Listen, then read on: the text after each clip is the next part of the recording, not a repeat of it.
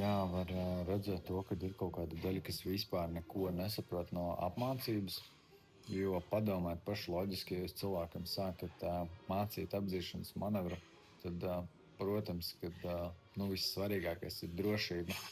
Un tādā brīdī, jo lielāka jauda, pieņemsim, viņi jau tur arī kaut kādos dažos momentos nobīstās. Ja, un tad tev ir jauda, lai pamuktu malā. Ja. Protams, ka tu vērtē tur visas tās situācijas, un tu nelien tādos variantos, kas ir riskanti, kurus pats paņemsim apdzītu. Ja, bet jebkurā gadījumā, jo lielāka jauda, jo lielāka drošība mācoties. Un tas taču ir pilnīgi smieklīgi, kā domāt, ka ar kaut kādu 1,4, nezinu, tur sulas pakas dzinēju būtu droši sākt cilvēku mācīt apdzīšanas manevru.